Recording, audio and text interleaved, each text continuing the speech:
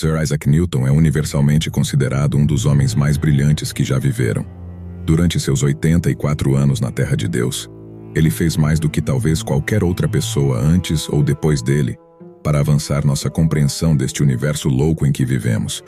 Em um livro com as 100 pessoas mais influentes da Terra, Newton é classificado como a segunda pessoa mais influente da história, colocando-o um lugar à frente de Jesus Cristo, o Filho de Deus. Controverso, mas muitos dos maiores da história só foram totalmente apreciados após suas mortes. Mas não Newton. Ele foi uma lenda em sua própria vida, uma força da natureza cujo intelecto sobre-humano iluminou os recantos mais escuros do conhecimento humano. Condecorado pela rainha Ana em 1705, ele mais tarde se tornou o primeiro cientista enterrado na abadia de Westminster, um local de descanso final tradicionalmente reservado para a monarquia.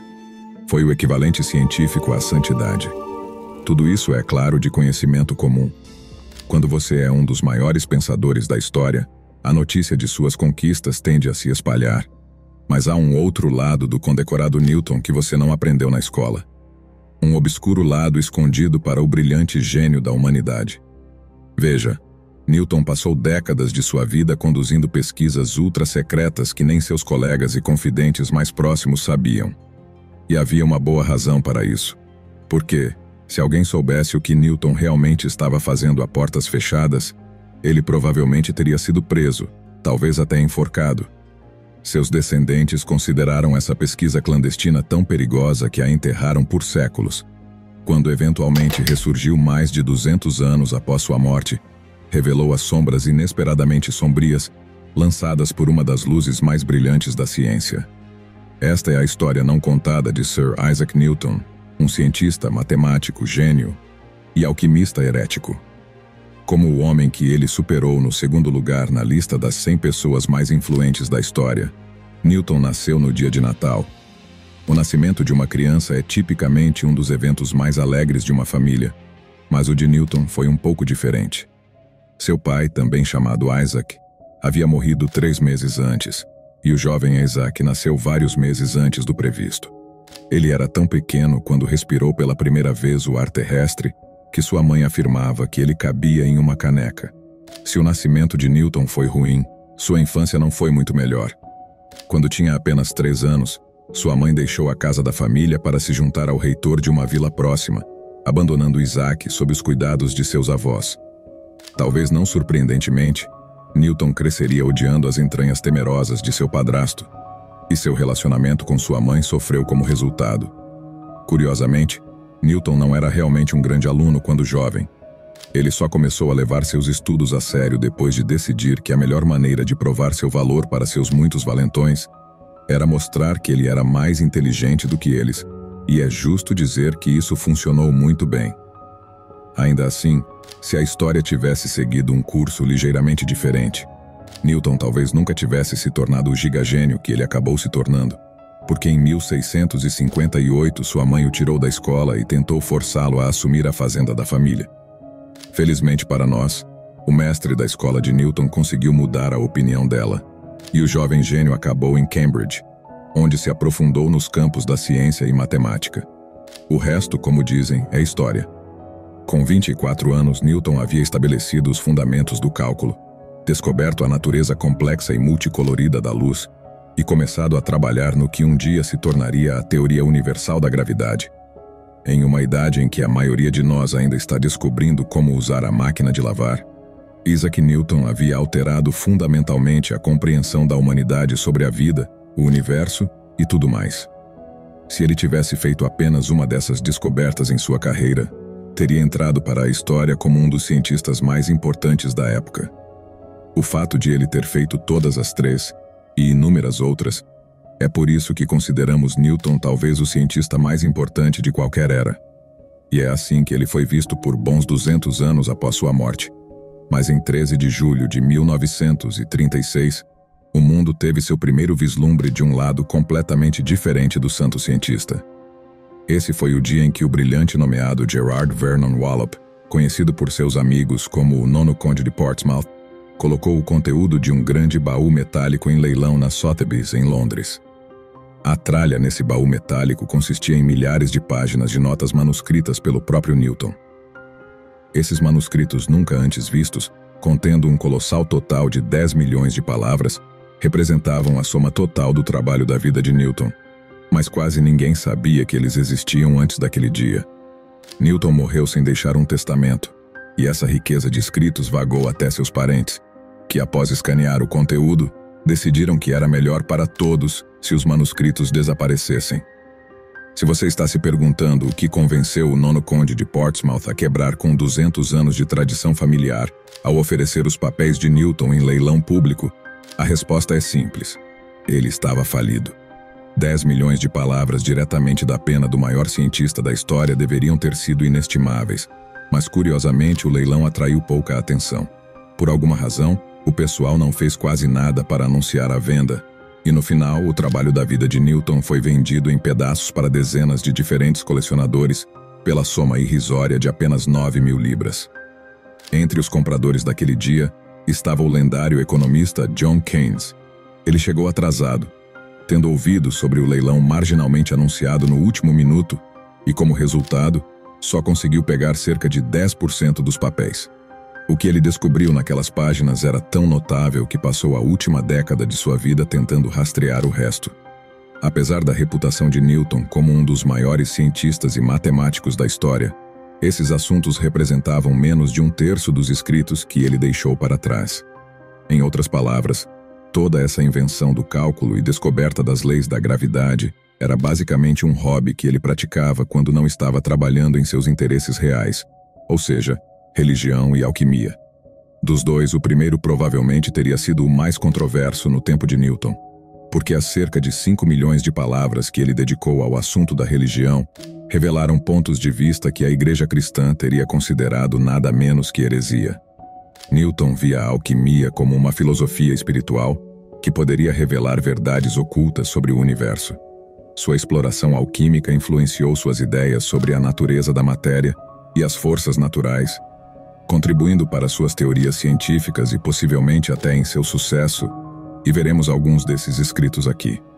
Na Inglaterra do século XVII, isso era um ponto de vista muito perigoso. Pessoas tinham sido executadas por muito menos. Apesar de suas ideias religiosas radicais, Newton era um homem profundamente espiritual e cristão devoto. Ele também era um pouco egocêntrico, acreditando que havia sido escolhido por Deus para revelar a sabedoria antiga escondida na Bíblia. Durante anos ele se fixou em encontrar o lendário Código da Bíblia, um código oculto que revelaria o conhecimento perdido sobre a natureza do universo. Em um manuscrito datado de 1704, Newton usou pistas que encontrou no livro de Daniel do Antigo Testamento para calcular cientificamente o momento do Apocalipse. Embora incapaz de determinar uma data precisa, ele previu que viria antes de 2060. Newton escreveu vários tratados, em um tratado chamado Claves, onde discutiu princípios alquímicos.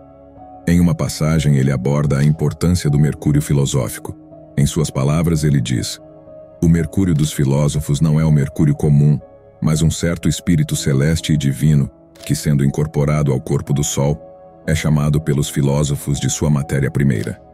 Sobre a natureza espiritual da alquimia, ele fala: "A prática da alquimia não serve apenas para a transmutação de metais básicos em ouro, mas para a purificação da alma. O alquimista procura purificar o seu próprio espírito através das operações da sua arte, para se tornar um com a fonte divina. A pedra é um símbolo da sabedoria e perfeição divina. Representa o objetivo final do alquimista, que é alcançar um estado de perfeita harmonia com o universo e compreender os princípios divinos que regem todas as coisas. A verdade não pode ser encontrada na aparência superficial das coisas, mas em sua essência interior. O alquimista remove as camadas de ilusão para descobrir a realidade fundamental que está por baixo. As visões religiosas de Newton podem ter sido heréticas, mas seus interesses alquímicos eram muito ilegais.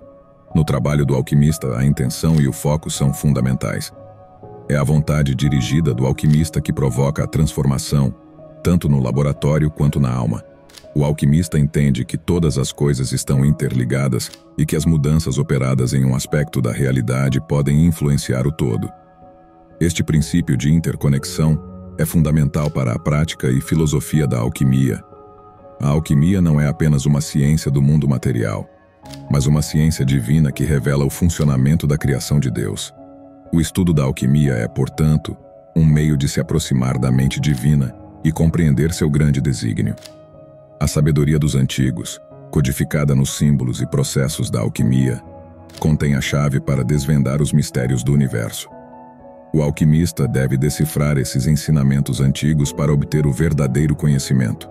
Praticantes de alquimia buscavam transformar metais básicos em ouro, procurar uma poção milagrosa ou preparar o elixir da vida, mas isso era basicamente um código para uma transformação interior profunda. Entre os papéis leiloados em 1936 estava uma descrição detalhada de como fazer algo chamado mercúrio sofístico, que na época de Newton era considerado um precursor da pedra filosofal, a chave para a vida eterna. Newton conduziu inúmeros experimentos ao longo de 30 anos como alquimista dedicado, e embora nunca tenha conseguido transmutar chumbo em ouro, sua obsessão alquímica pode ter tido um efeito inesperado, mas profundo em sua vida e legado. Mais sobre isso em um momento. E se você ainda está se perguntando exatamente por que a alquimia era ilegal na época de Newton, deixe-me explicar. Se alguém descobrisse como transformar metais básicos em ouro, teria o poder de quebrar sozinho toda a economia inglesa. Ninguém sabia ao certo se a transmutação era realmente possível, mas em 1404 Henrique IV tornou alguns aspectos da alquimia puníveis com a morte apenas para garantir. Embora os estudos mais extravagantes de Newton fossem quase inteiramente desconhecidos para o mundo exterior até o leilão de 1936, mesmo em seu próprio tempo, ele tinha a reputação de ser um pouco estranho. Ele era uma criança introvertida e um adulto recluso com muito poucos amigos. Com 19 anos, ele confessou todos os seus pecados em uma carta que escreveu a ninguém menos que o próprio Deus. Embora a maioria fosse razoavelmente inofensiva, outros revelam um lado mais sombrio do santo cientista do século XVII. Entre seus 57 pecados, Newton confessou ter socado sua irmã, brigado, desejado a morte de várias pessoas e ameaçado incendiar a casa de seus pais enquanto eles ainda estavam dentro. Newton também teve um relacionamento notoriamente volátil com muitos de seus colegas cientistas. Provavelmente sua disputa mais famosa foi com o polímata alemão Gottfried Leibniz, que Newton acreditava ter plagiado seu desenvolvimento do cálculo. A amarga disputa durou anos e se tornou bastante desagradável, levando a prestigiosa Royal Society a intervir. Em um relatório longo e detalhado publicado em 1713, a sociedade decidiu a favor de Newton. Mas havia um problema. Newton só acontecia de ser o presidente da Royal Society na época, e ele escreveu todo o relatório contundente sem se preocupar em pedir a versão dos fatos a Leibniz.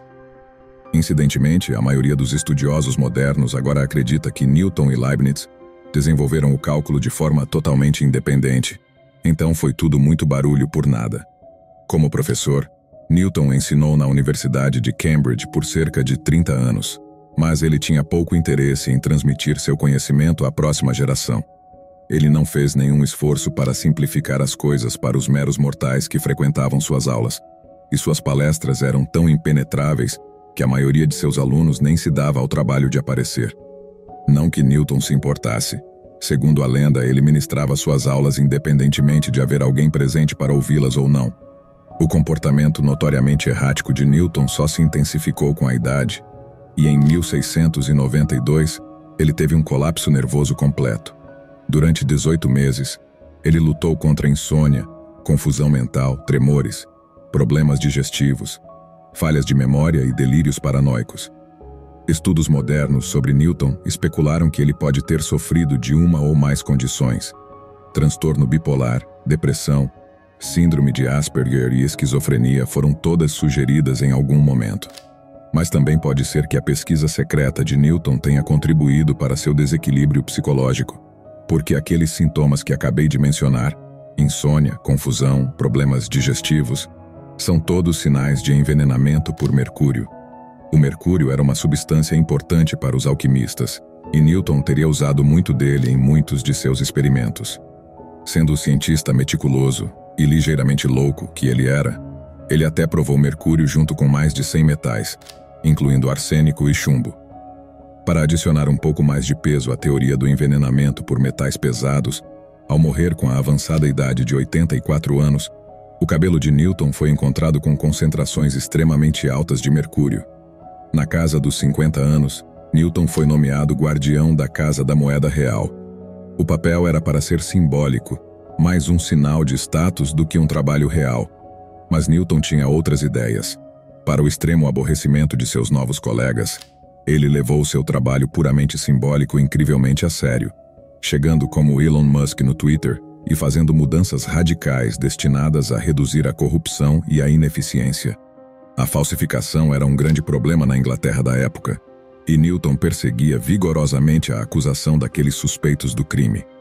Rumores dizem que ele até visitava os pubs mais sombrios de Londres disfarçado, tentando reunir evidências sobre criminosos locais baseados em moedas. Ele foi responsável por dezenas de condenações bem-sucedidas, e muitos daqueles que ele trouxe à justiça foram enforcados, esquartejados e finalmente estripados por seus crimes. Ele continuou a trabalhar diligentemente em sua investigação alquímica por quase 30 anos, só se aposentando quando a morte lhe fez uma visita na primavera de 1727. O objetivo final da alquimia é alcançar a harmonia com o cosmos. Ao alinhar-se com a ordem divina e compreender os princípios que governam o universo, o alquimista alcança a verdadeira sabedoria e iluminação. A história lembra Newton como o cientista definitivo, um intelecto puro cujas notáveis percepções levaram a humanidade a uma nova era de compreensão. E ele certamente fez exatamente isso.